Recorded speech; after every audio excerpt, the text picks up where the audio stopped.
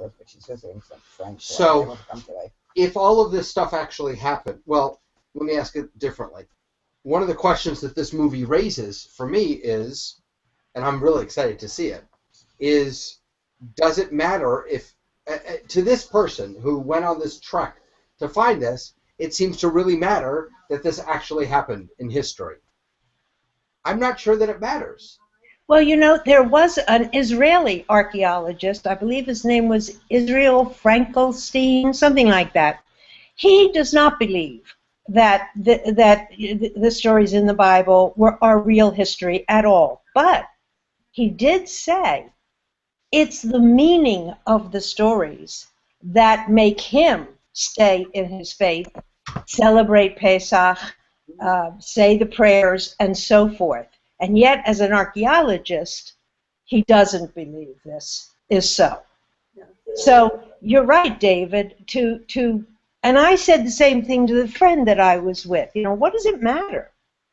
What does it matter? This is something that, it's the meaning of it. The meaning of it and what that means to you that really, really counts. For me. But for some people... I think for Jewish people, you're quite correct. For Jewish people, it doesn't matter. It has meaning to us. But somehow we are trying to legitimize ourselves to the rest of the world. Right. Yeah. But I have to tell you, it was a Christian gentleman who did this documentary and pursued this particular situation. A Christian gentleman from America.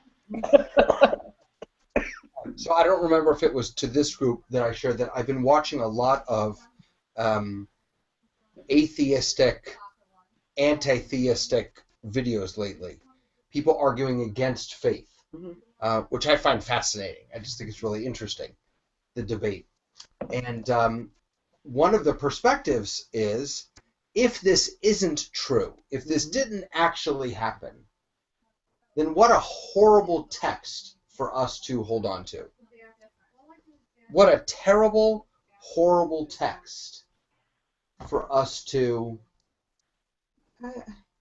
hold in such reverence. Why would you think it didn't happen? Because it's crazy. Even if it... Don't you think it's crazy? The sea splitting? Frogs covering the earth? Yes, it does. They do. They do occasionally. But the thing is... Well, they can do it in the movies, so it might... Even if... David, your picture has gone. Yeah, I know. We'll be back in a second. Could it have been low tide? Speaking from... There are ways they can explain this. There are ways they can explain, but then that's not miraculous. No. So that whoever embellished it... But even if nothing is... Speaking from the viewpoint of my doubting son, even speaking from his viewpoint, it doesn't negate the truth of goodness and the laws that we must live by in order to live well with each other. Okay. And even that, as I said, speaking from my semi-atheistic son, who believes in the goodness of people and the need for justice in the world, which he learned from his Jewish background, he still believes in that. He believes in the justice that Judaism teaches, even if he doesn't believe in a supreme being. So yes, and by the way, can you all see us now? Yes, we can. Yeah. I know the video's a little choppy. Our internet isn't so good today. Yes, and there's a lot of immoral stuff in our Bible. Oh yes, there's a lot of killing. I mean, we're in the midst of it right now with the plagues. Right. And a lot of immoral stuff. Someone had a vivid memory. If we had later on, as they travel through the wilderness, they're killing tribes of people. Yeah. But if we had a text that we're supposed to be looking to that was all perfect people, then it would be too hard for us as humans to try to emulate that. I don't think the issue is perfect people. I think the issue is God's role vis-a-vis the imperfect people. I think the issue is that so much of the violence comes from the divine, or is instructed by the divine. That, and again, I don't believe this, I'm just making the argument that if it wasn't history, if it didn't actually happen, why would anyone buy into a God that is so violent? And just to be clear, the rabbis didn't really buy into that either. They moved away from a lot of the violence in the Bible. We are not a biblical people. We are a rabbinic people. Well, maybe because we chose to latch on to that because we were the chosen ones. We knew that it was all going to be happening in our favor. So that made us feel like, oh yeah, this is a good story. In our favor. Right, exactly. But not in everyone's. No, but just like the Muslims believe that they are higher above, and Christians believe they're better, or whatever. I'm sure the evangelical Christians believe they've really got the answer, and I'm sure the Muslims believe they've really got the answer, and so do we. So maybe, anything can happen because we are chosen. But going back to Doesn't sound good. Oh, it doesn't sound good, does it? In light of all terrorism. Whoa, it sounds awful. Time and again in Jewish history, as we say, we are chosen. We aren't chosen for privilege. We're chosen to give a message of what I was just saying about justice. Right. Not because we were chosen to go into a land and be superior over other people. We were chosen to give a message. Right, and I think that, and all I'm suggesting or contemplating or struggling with is that it's just by example. So there was a tremendous amount of criticism of President Obama when he spoke last night about how we are pushing back ISIS, how we're beginning to degrade and defeat ISIS, right? And anyone on the ground knows that that is a complete fabrication. That is just not true. We're not making any advances with ISIS. In fact, for every 1,000 that we kill, they recruit 1,500 more. So it's difficult to, and that's just one example. I mean, I could find examples on the Republican side also, but it's difficult to accept the rhetoric or the message when what's underneath it doesn't seem to hold it up. And I think that the same argument could be true or could be made with religion or with us. That, sure, we talk about justice, but look at our supporting texts. Look at the plagues. What is that? Is that justice? Some people, by the way, would say, yeah, after 210 years of slavery, this is exactly what the Egyptians had coming to them. I just think it's a very interesting debate.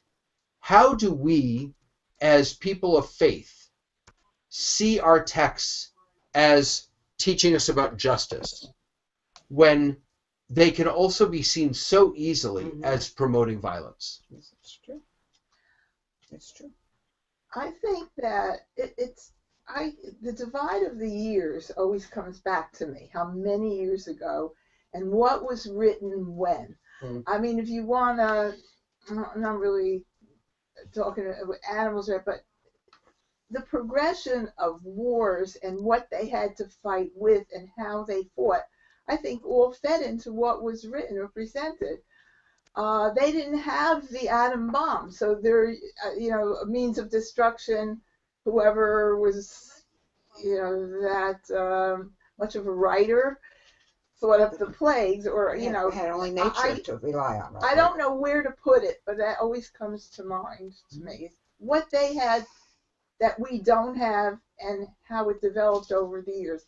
They fought riding horses. Who would ever think they were going to see airplanes with bombs or whatever? As far as the sea splitting, yeah, they watched scientific things happen in the sky, and they were pretty good at that for their time. But the sea splitting, that's known that that can happen at different times. And whoever embellished it, people caught on to the ideas, and they wanted something to hold on to. I think it became a story over the years. Most of it with the feeling of what they wanted to happen, and developing how it happens, I think related strongly to when it was taking place. Right. What's upsetting is not how it happened. What's upsetting is what they wanted to happen. Exactly what you just. That's what's upsetting to me.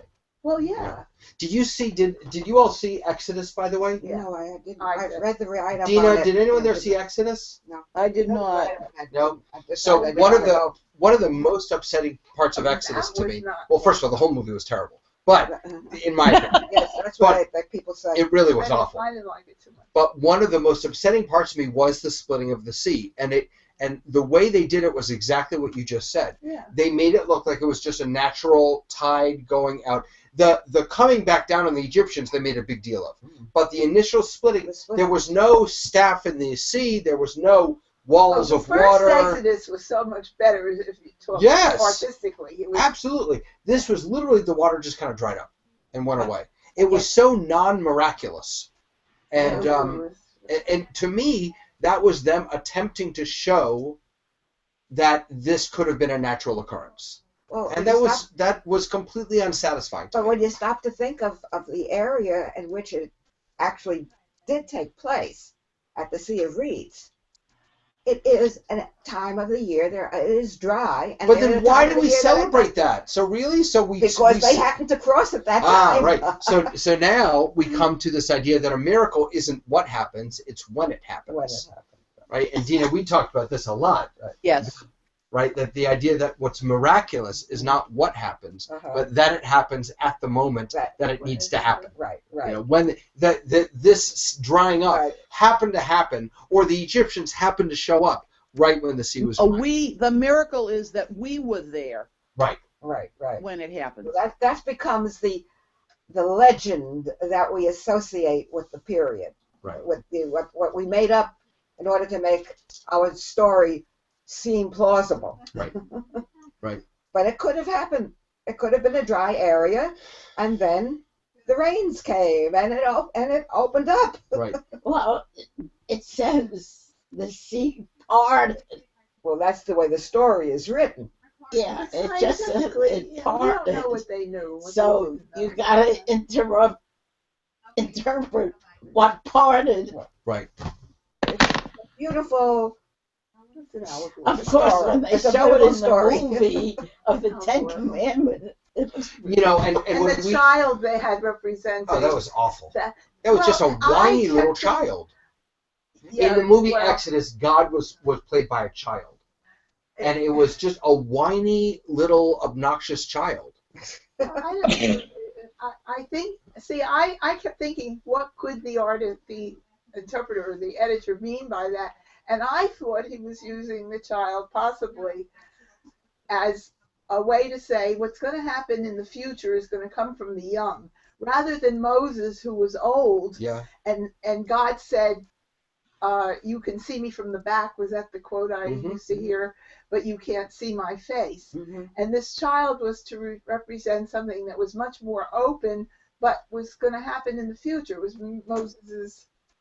That's very nice. I didn't see it that way.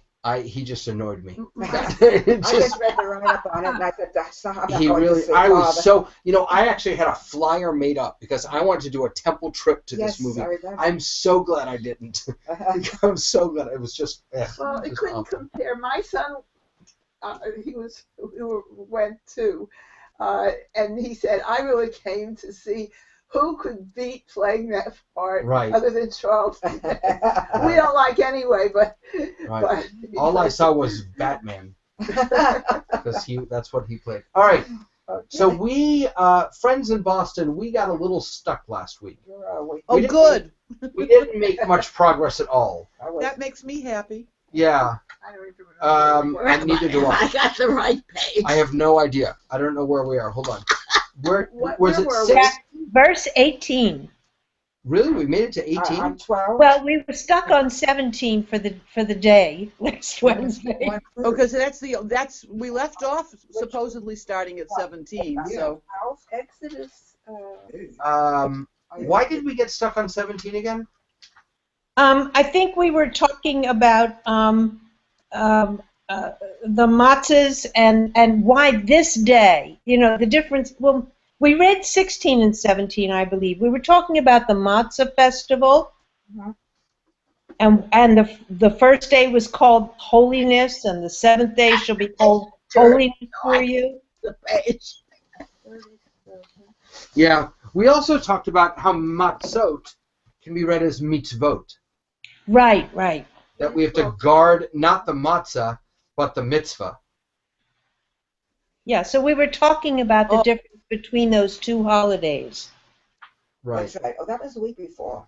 Did you have the Rashi comment about rushing to do a mitzvah? Yeah, we did that. Yeah, that's the matzah mitzvah thing. Yeah. Right, which is very lovely. It's beautiful. Yeah. And for me to compliment Rashi is quite something. That was the week before. Yeah. I don't have to. So let's just read 16, 17, and 18 in one fell swoop, and then if there's anything we need to go back to, we can do that. Okay, so verse 16. Would you all like to read? Lillian, do you have it, Lenore? Are we on 12? Is Yeah, it 12, Yeah, 16. I have it. Here, Lenore, I'll Okay, help you. you sure? Okay. Want to start? Yeah, you go ahead. You shall celebrate a sacred occasion on the first day, and a sacred occasion on the seventh day. No work at all shall be done on them, only what every person is to eat. That alone may be prepared for you. You shall observe the feast of unleavened bread, for on this very day I brought your ranks out of the land of Egypt. You shall observe this day throughout the ages as an institution for all time. In the first month, from the 14th day of the month at evening, you shall eat unleavened bread until the 21st day of the month at evening. Okay, so let's stop there for a second. Okay.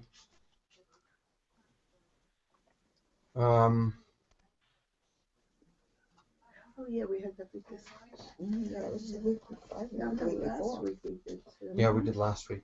You repeated it last week because I wasn't here. I don't want to know about that. Oh, you know what else we talked about? Didn't we also talk about Shabbat versus, or was that the week before? Well, wait a minute. I want to talk about the length of the holiday. Okay. That's 8 days. Yes, you did talk about the Shabbat when it The falls on a 15th? Shabbat. 15, 16, 17, 18, 19, 20, 21. No, that's 7 days. Mm-hmm. Why do you say it's 8? Oh, all right, yeah. Because I was starting with the 14th, but it's only the night. Right, the evening, yeah. Okay. Sorry, It's okay. my head's not on straight.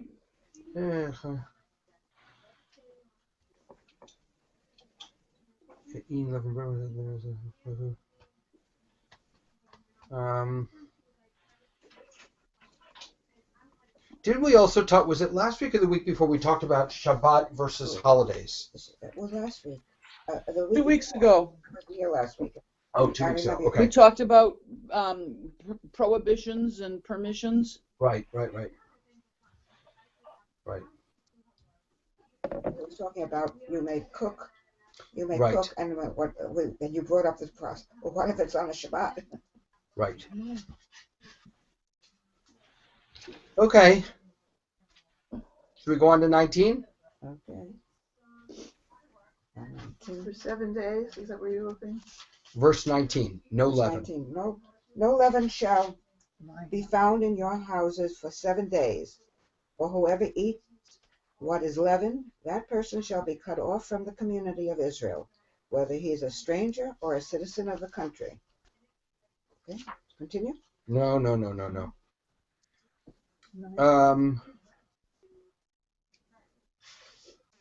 What was that for you? I had 19 for that. How do we know that this? So where it says no leaven shall be found in your houses, Mhm. How do we know that this applies to the whole territory? From chapter 13, verse 7, where it says, no leaven shall be found in all of your territory. So why then does the Torah mention your houses? Because weren't they about to go on an exodus where all they would be in would be their tents? They wouldn't be in their territory. Oh, so you're saying that territory means sovereign land. I'm guessing it means land of some Right. sort. So justice, that's They're interesting. projecting to the future. Right, so maybe that's just into the future. So Rashi finished, justice, I'm sorry, go ahead. I was just going to say, and as we are now in a diaspora, Right. we're not in any one territory. Right. The we have a class here called the I Engage. None of you're not doing I Engage, are you? Engaging Israel?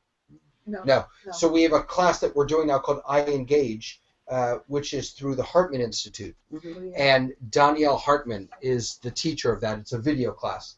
And he talks a lot about the importance of Jewish sovereignty and having your own territory, your own land. Mm-hmm.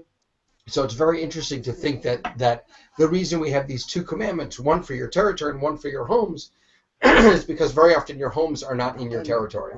Can I ask where you found the territory piece? In chapter 13, verse 7. So Rashi makes a note. So Rashi so going ahead. Right, well, no. So Rashi's question is, in chapter 13, verse 7, it says, no leaven shall be found in all your territory. Why then, here does it say, don't have any leavening in your houses? So he's asking the question. All right, well, look at the next verse. Well, wait. Let me finish his comment. Just as the prohibition applies to the house that is under your control, so it applies to the territory under your control. This excludes leaven belonging to a non-Jew that is in the home of a Jew who has accepted no responsibility for it. So what Rashi is saying is that in your territory you can have other Jews, right?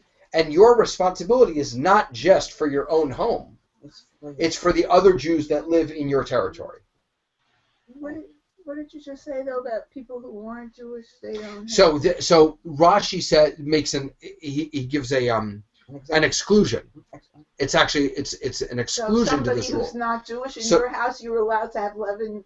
So someone who's not Jewish, if they're in your territory or in your house, if you have not accepted, if someone brings a piece of bread into your house, most of us would freak out. I certainly would. But Rashi seems to say here that if someone brings it in, it's not your responsibility. Don't worry, you don't have to lose sleep over it. I've never heard that before because God forbid somebody. I know. I feel the same way. And you have kosher. Right. Well, but according to this, I would think that if they brought it in for themselves. Right. They're not bringing it in for you. But even so, I mean, I think that I would. I don't know how I would. Right. I don't know if I would freak out. It would only be courtesy for that guest not to do that. Right, but if they don't know, right, if they do it by accident, well, then they would be told and they would take it out. But David, the Rashi also says this excludes the chametz of a non-Jew, which is with a Jew for safekeeping. What does that for safekeeping mean? For the non-Jew is keeping it for safekeeping. Wait, what is being kept for safe? Is the non-Jew being kept safe, or is the chametz being kept safe? Chametz is being kept safe by the non-Jew for the Jew for later. So the non-Jew is on a trip. So the non-Jew is on a trip, and he says, "Hey, can I put my sandwich in your freezer?" Okay. No, I don't think so. It looks more like me. Like the non-Jew is staying with the Jew, is with the Jew for his safekeeping. I don't know why I feel that's so, because the only footnote to it says mechilta. I don't know what that is. Mechilta is a midrashic a midrash on the book of Shemot. Okay, and the next footnote says that is chametz that has been deposited with a Jew, but for which he has not accepted responsibility in case of theft and loss. So, if it's lost or stolen, he has no responsibility for it. Therefore, he also has no responsibility for it over Passover. Okay. But now we still have to know what's with the Jew for safekeeping. Is it the non-Jew that's there for safekeeping? I guess it is the chametz that's there for safekeeping. Okay. It's worded in an interesting way because it could actually be either, but I think it's the chametz. Yeah. So I went ahead to 13, 6, and 7. Yeah. And the comment says, verse 7 juxtaposes the commandment to eat matzah with the prohibition against harboring chametz, to teach that the prohibition takes effect from the time that the only permissible bread is the unleavened matzah. Couldn't hear her. Okay. So you can't harbor it, which is why we have to sell it. But what does that mean about holding it for somebody else? You can't harbor it because it is your responsibility. If it's your chametz. If it's someone else's chametz that happens to be in your house, it's not your responsibility. Which is why we can sell it and not have to get rid of it all in our houses. No. No, this is something different. We have to sell our chametz. I understand that, but you don't have to remove it from your house. You just have to make it non-accessible. Well, no. I mean, when I sell my chametz, that doesn't mean that I empty out that whole cabinet. Right, but you literally are not responsible for it anymore. You have no ownership. It's not mine. Correct. You are making your chametz as if it belonged to a non-Jew. I understand that. Right. So, but you don't have to. But if a non-Jew puts chametz in your house, you don't have to sell it because it already belongs to a non-Jew. That can be in your house. Okay, so now we've got the difference between bringing chametz into my house and eating chametz in my house. You know, they come in. I've come in for a cup of tea, and I didn't have lunch today, so I brought a sandwich. Is that okay? Non-Jew. There's no problem with that. Well, except that, what do you serve them on? Well, and we would all go crazy because we all go crazy over Passover. Of course we do. For instance, let's say someone is renting a room in your home. Right. And they've got chametz. They're not Jew, and they've got chametz in the house. It's theirs. It's not your responsibility. It is theirs, except that could be an interesting dilemma because technically that is your room. They're paying you for it. That sounds to me like that could have some legal things going on. But I'm saying, what this is saying is that it belongs to that particular person, and that you have no responsibility for the fact that person has chametz in. Right. So I don't know the answer to that, but if they are living in your house, I think there's got to be that's got to be complicated somehow. But I think that's what that seems I think to be this indicating. Anything like that in the Mishnah? So I think this is saying, what this is saying is if somebody is in your home, I don't think this person is living in your home. It just comes. You were asking about that person living in your. She was asking that person who was renting living. I know, and I don't think that's what this is talking about. But I could be wrong. No, it's a word. In yourself, you shall eat. You shall eat nothing leavened in all your. A stranger or a citizen. Whoever can The eat term has to be specifically in the. Well, in my book it says convert, Right. not stranger, convert. I have convert on native. Right. Ger means right. So ger means both a stranger and a convert.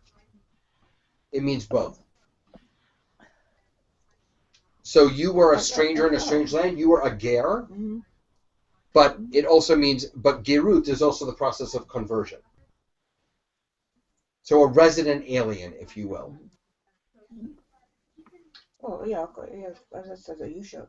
Yeah, that person is required to go according to the laws of your home. No, this is different. No, I'm saying we've moved on now from the home. So this is now whoever eats what is leavened. This is also this is simply saying a convert is held to the same standards as now. But there's an interesting question, right? Because so why do we do this? Why do we eat leavened bread? To remember the miracle of the Exodus. Right. Someone who converted to Judaism Has to accept that. didn't experience that miracle. No, but he has to accept the fact that it did. Right. So, but one could argue it's an interesting dilemma. One could argue that the rituals that I participate in should relate directly to my experience. But that's not enough for Jews, because we have a collective experience. You'll have to come to Shavuot down here this year when we're going to talk about that. But collective memory versus personal memory. But what Rashi says here is those people who didn't experience the Exodus themselves, they still have to buy into that story. Right. Yes, I understand that. But from what you were saying on comfort, it would be like saying, like second-class citizen within Judaism. No, but if they converted, they accept it. So think of it this way. So America has a history of slavery. Yes. Okay? If somebody moves to America in 2015 and they were living during the time of slavery, but they moved to America and they become an American citizen, do they bear responsibility for the enslavement of African Americans in America? By a function of their being an American citizen. No. This is arguing the opposite. This is saying yes, they always, yes. Because you have to. Accept, yes. When you become an American, you. That's. I wasn't questioning that part.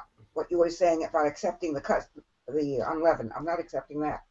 I was just going to some other statement that you had said that it's. I'm trying to remember what you said. But it made me, at that particular moment, made me think, well, a convert is like a second-class citizen.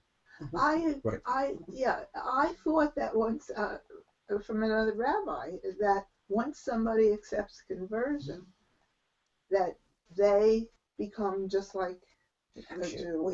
Absolutely. Absolutely. But this isn't about them being a second-class citizen. This is I think, yes, they what this is asking is, do they... I think it's asking a bigger question. It's not about the practice of eating chametz. I think it's what it's asking is, how can someone who converts to Judaism be a part of the Jewish story that predates their joining the Jewish people? Experience.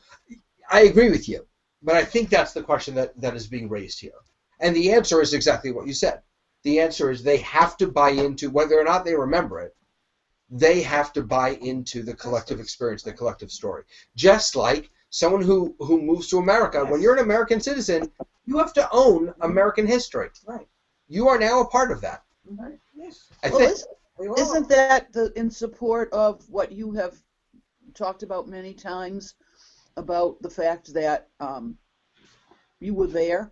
So the assumption being that converts, I mean, I know that for this particular time, the convert piece doesn't work, but for future generations, the assumption being that people who have converted to Judaism, their souls actually were at Sinai? No, you're absolutely right. That's a different way of answering the question. So one way of answering the question is, when you join the Jewish people, you join the collective story. Another way to answer the question is, a convert's soul has always been a Jewish soul. It wasn't expressed in their life. And so they were at Sinai. They were freed from Egypt. Right? But it was their soul was there, because when we get there, we'll see that it talks about how everybody, future generations, past generations, all the Jewish souls were at Sinai, experiencing that. So you're absolutely right. That's a different way to answer the question. Oh,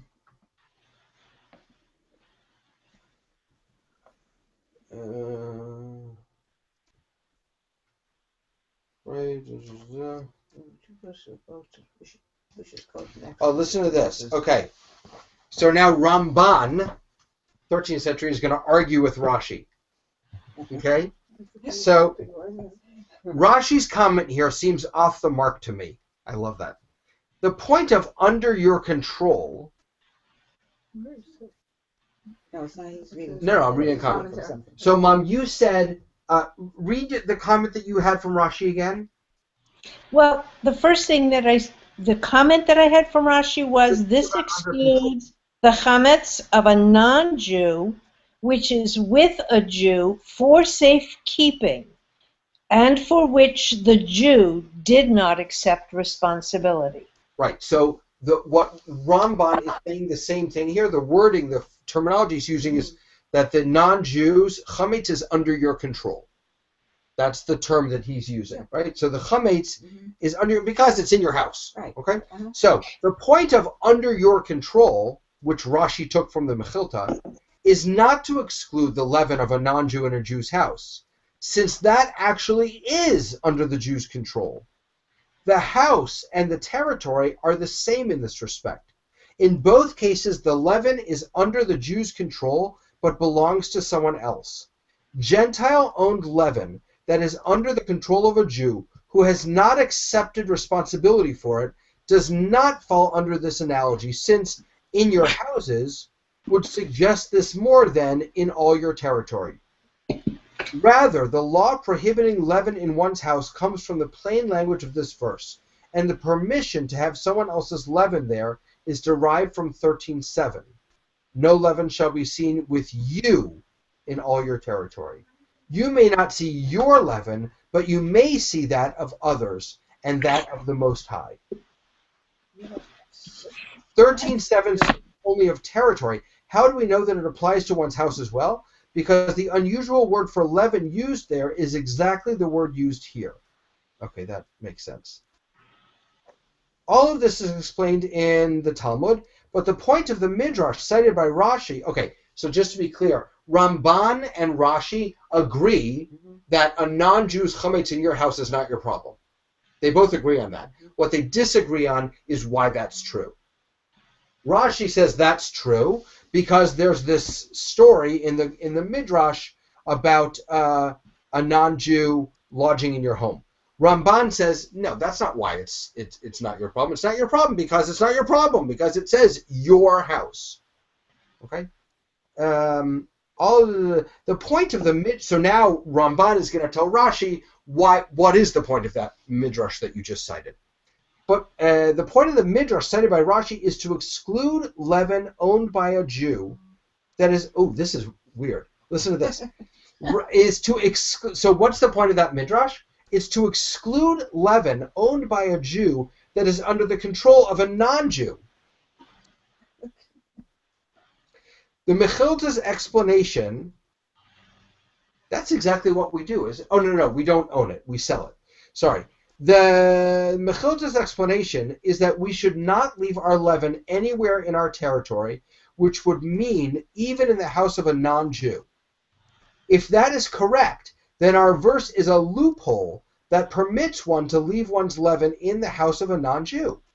We thus learn from the Mechilta that there is no Torah prohibition against anything but keeping our own leaven under our own control, whether in our houses or in our territory. But if we have to put it under a non-Jew's control in his house, we do not violate either our verse or verse 13:7. I have friends who leave their homes with a Christian neighbor. Okay, wait a second. And this is correct. For if you disagree, you must admit that one would violate the prohibition against leaven even if the leaven he owns is under the control of a non-Jew somewhere overseas. But one would not violate the prohibition even if the leaven is in his own house, as long as it belongs to a non-Jew. That's true. Now, if this is so, then what is the point of You could sell your. There is no. Wait, hold on. There's one last thing. There is no Torah prohibition. This is important. There is no Torah prohibition against leaven except under our own control. According to rabbinic.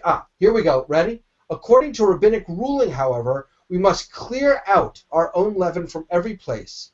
But leaven that is under a Jew's control but owned by a non-Jew is permissible.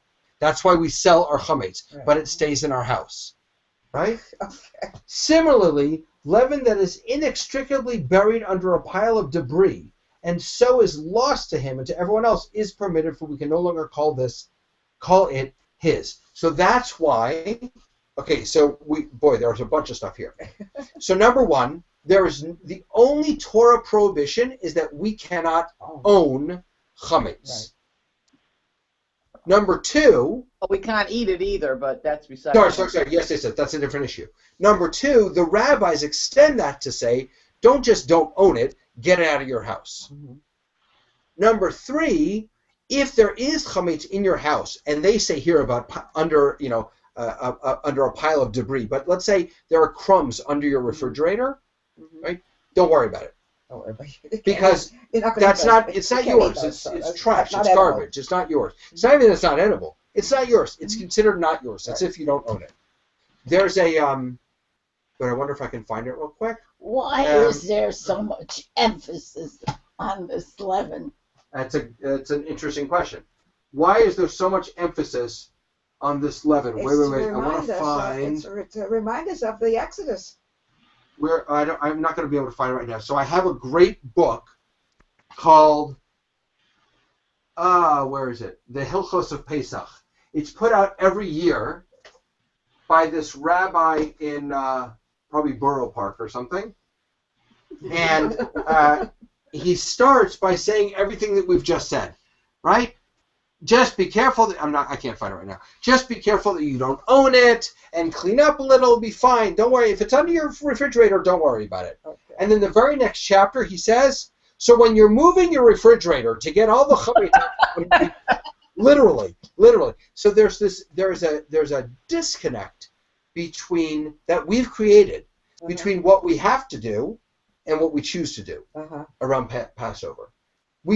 I go crazy on Passover, and I don't need to, even according to the rabbis. Okay. What? So the intent is what counts. Besides bread, what is leaven? Anything that rises, anything with yeast, anything that has been baked for more than 18 minutes.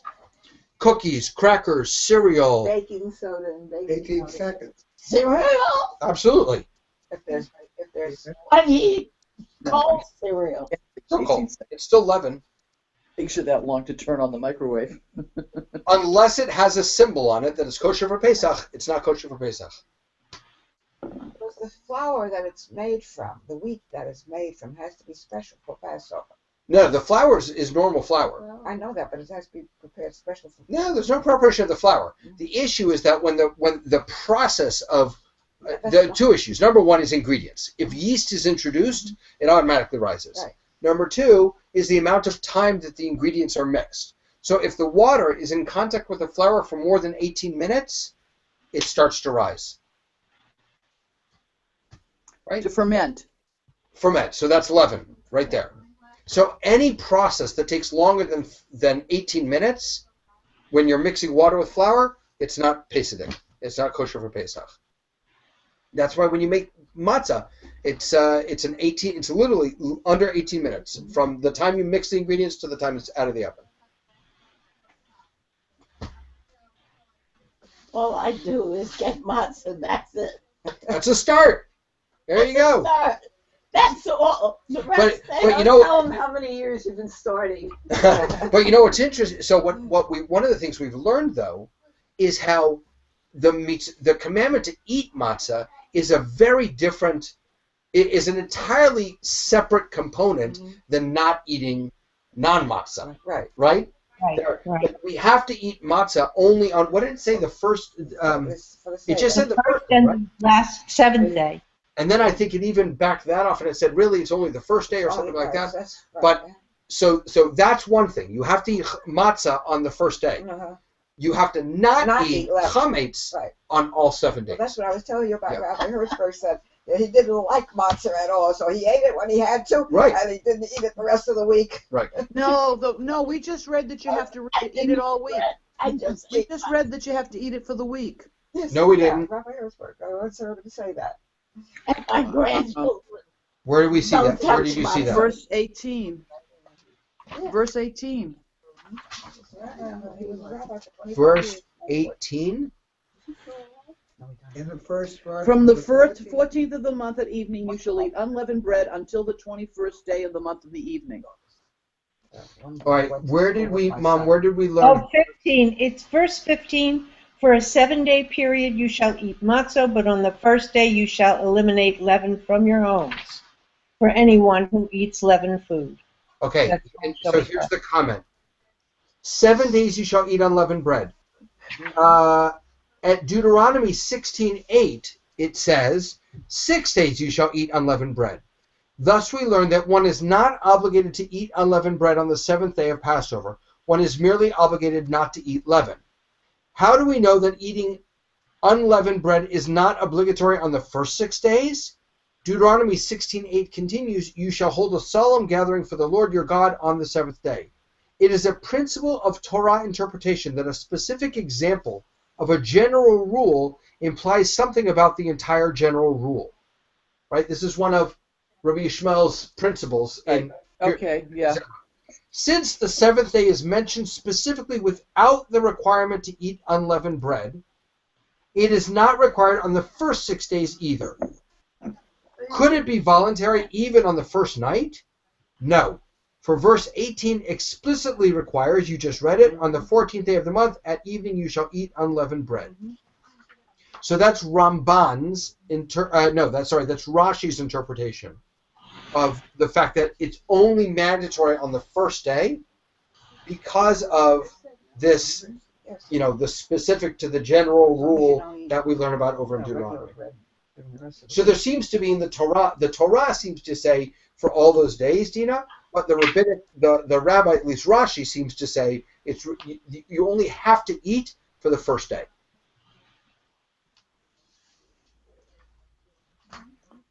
Yes? Yeah. Okay, I hear it. I hear the logic behind it. And the fact that it comes from Deuteronomy leaves a little awkward taste in my mouth. Why? Because of Deuteronomy. Because of Deuteronomy? Yeah. You have a thing against the entire book of the Torah? Isn't that, I know, but isn't that the scroll that was conveniently found at a time when the Jews needed to come back to observing Judaism? Yeah. Okay, so it's a rehash, and there are changes in it. There are changes in Deuteronomy that are different from the rest of the Torah. Absolutely. And I know that this goes totally opposite everything that I believe in, but I just have some questions about Deuteronomy. Okay, but wait a second. Deuteronomy itself doesn't say you only have to eat matzah on the first night. The rabbis deduce from this from the way it's worded. Right. It doesn't. But they deduce it from Deuteronomy. They don't deduce it from Exodus. Right. And that's what I'm saying. Wow, Deuteronomy is kind of a rehash with different wording in many places. And I'm suggesting that even though I believe that the Torah came min Sinai, I have problems with Deuteronomy. and I can't justify it, but in my heart of hearts, I have a problem with it. Does that make any sense to you? So you know what that makes you? You know how if you're it makes me really mixed up. I know that. Oh. If you're a racist, you don't like black people, so you're a Deuteronomist. Which either means you don't like Deuteronomy or it means you wrote it. One of the two. Like what you wrote. The Deuteronomist is the author of Deuteronomy, so. Oh my! It's all been edited. The whole book has been edited. The whole book has been edited. Has been edited? None of it up on the cutting room floor. Well, some of it certainly was left on the cutting room floor, but I don't think you can throw out, just because you don't like some of what it says, I don't think you can throw it out. I'm not throwing it out, but I'm not necessarily willing to, and I certainly don't have enough knowledge to know what else happens. I'm not necessarily willing to take a practice and change it because of the wording in Deuteronomy, which is different from the wording someplace else. So do you eat matzah every single day of Pesach? That's your practice? I eat some form of matzah every day. Yes. Huh. Okay. Whether it's something made with matzah fafel or matzah meal. I mean, I'm not eating the flat bread, but I'm eating something that is made from what started as matzah. Is that intentional, or is that because that's the only food that you can eat? I have to admit, it's not intentional. So then you don't believe in this. You don't No, believe. I do. It works out that way. No, but It works out that if it's way. not intentional, then you can't. If you're not doing something intentionally, then you don't believe that you have to eat matzah every day. You happen to eat matzah every day. So do I.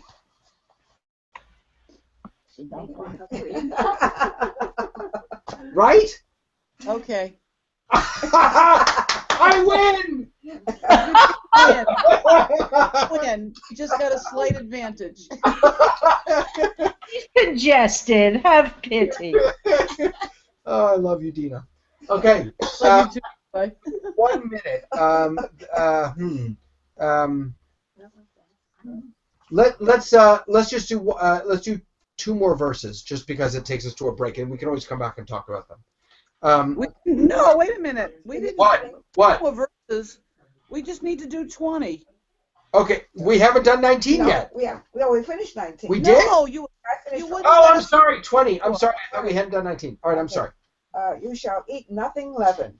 In all your settlements you shall eat unleavened bread. So there we go. That's confusing. Right. That really is confusing. That's confusing the 2 different mitzvot of don't eat leavened things and eat unleavened things. Well, like I said, you can have the unleavened bread on the first commandment day, and then just ignore it the rest of the week. Right. And Moses then summoned. Wait, no, we can't go on. Oh, okay, you don't want to go on? No, we can't go on. Okay. So according to this, there is the mitzvah of eating matzah, which we just talked about, and then the prohibition against eating any leavening. Right. So, in other words, if you want to have a big cake, don't So make it is sure two it's not one different of the leavened things. cakes. It is 2 different things. It's you can't eat anything that's leavened, and you should eat matzah. Right. So it's actually 3 things. It's don't eat any leavened. It's don't eat any leaven. Right. It's don't eat anything that is leavened, and it's eat matzah. Right. And then second of the 3, don't eat anything leavened. Rashi explains that not even leaven mixed with something else. Right. Okay. Because That makes it. well, it means it's typical of what everybody enjoys, like a Passover sponge cake. The only leavening in there is air. No, that's not what this is. I'm Don't take away my Passover sponge cake. No, I'm not. I love Passover. No, it is. No, that's a thing. It's perfectly. Yeah, that's okay. No, It's this is saying there is no leavening in there. don't think. So this is. Here's how I understand this. So there's an idea in kashrut called batal b'shishim, which means if I'm making a big pot of stew, beef stew, right, and a little bit of cream drops in by accident, as long as what drops in is 1/60th of the total volume, then I don't have to worry about it. Oh, Right? So it's called batal b'shishim. It's nullified if it's 1/60th. So if something drops in, if it's less than 1/60th of the volume, I don't have to worry about it. I think this is saying don't think that just because I think this is saying that does not apply here. That anything that is mixed with any amount of leaven is not okay. Right. I think that's what this is saying. Ramban again disagrees with Rashi and says, this is what he says. Again, Rashi's comment is incorrect.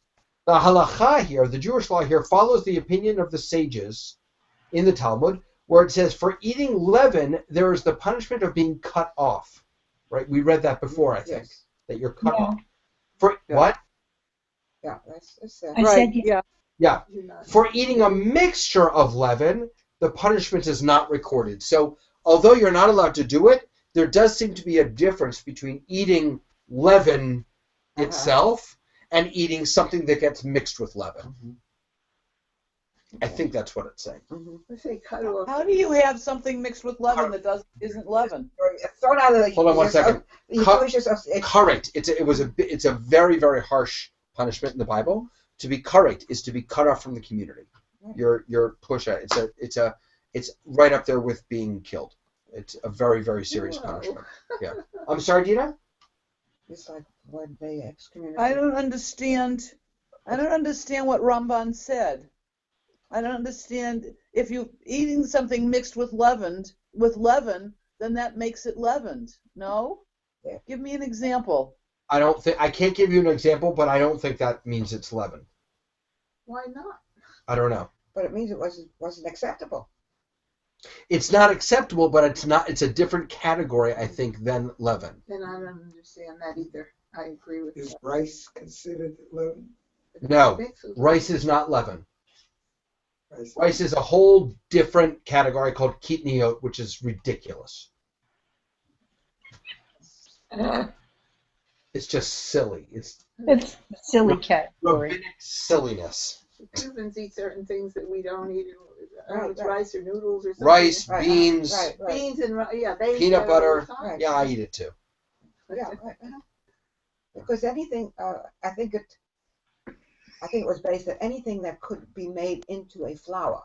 That's a piece of it. That's That's a where piece that of it. came It's from. also that the fields used to be near wheat fields, and it's all mishugas. All right, verse 21. Right, Moses. No, we're not going any farther. Okay. We're- I'm just saying, We'll do it. repeat that next time it starts Next with Moses. time we're Next starting time it with starts Moses. with Moses.